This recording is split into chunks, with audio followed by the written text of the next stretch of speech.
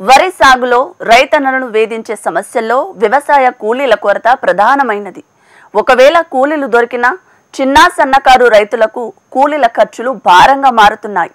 రైతుకు సాగు ఖర్చులు అధికమై ఆదాయం అంతంత మాత్రంగానే లభిస్తోంది. ఈ నేపథ్యంలో చాలా మంది సాంప్రదాయంగా నాట్లు వేసే పద్ధతులకు స్వస్తి చెప్పి ప్రత్యామ్నాయ విధానాల వైపు ఆసక్తి చూపుతున్నారు. ఈ క్రమంలో వరి విత్తనాలను నేరుగా పొలంలోనే వెదజల్లే పద్ధతిలో చల్లుకొని మంచి దిగుబడులు సాధించి సాగు ఖర్చులు తగ్గించుకొని అధిక ఆదాయాన్ని పొందుతున్నారు. ఈ కోవకే వస్తారు ఎర్రవెల్లి గ్రామానికి చెందిన రైతు బీలకంటి వెంకటరెడ్డి. తనకున్న 8 ఎకరాల భూమిలో వెదజల్లే విధానంలో వరి సాగు చేస్తున్నారు ఈ రైతు. వ్యవసాయ అధికారుల సూచనలతో సాగులో మెలకువలను పాటిస్తూ సత్ఫలితాలను సాధిస్తున్నారు. నాకు ఒక 10 ఎకరాల భూమి ఉన్నది. అందులో ఒక 8 ఎకరాల వ్యవసాయం చేస్తున్నాను. ఇది ఒక 3వ పంట, సంవత్సరంన్నర. ఇది 3వ పంట నేను చేస్తున్నాను.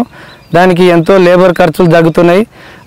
ఎందుకనంటే ఒక ఎకరాకు 25 కిలోలు పట్టే వడ్లు ప్యాడి ఒక 10 కిలోలే చల్లుతున్నాము. సన్నోడ్లు అయితే 8 కిలోలే చల్లుతున్నాము.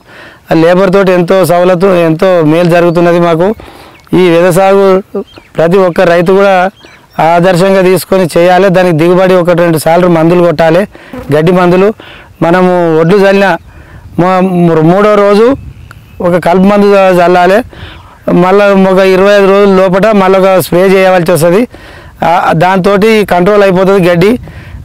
మనకు 10 కిలోలే చల్లుతున్నాం కాబట్టి చాలా సున్నితంగా మోతాదుగా లిమిట్ ఉంటుంది. కాబట్టి దానికి మనకు ఎకరానికి కూడా ఒక 30 నుంచి 32, 33, 34 క్వింటాలు, మన యాసంగి 34 క్వింటాలు వచ్చినాయి. మన ఈ వర్షాకాలము 32 క్వింటాలు వచ్చినాయి. నాకు నేను వేసే వెరైటీ 24423 వెరైటీ వేస్తున్నాం. జేజీఎల్ 24423 వెరైటీ వేస్తున్నాం. అది చాలా కొంచెం గట్టితనం ఉండి వర్షాలకు కూడా రాలేదు. అది ఆ వెరైటీ చాలా బాగున్నదని దాన్ని ఎన్నుకొని వేస్తున్నాం. ప్రతి రైతు కూడా దీన్ని వేసుకొని ప్రతి రైతు లాభాలతోటి పొందాలని ఒక ఆశ.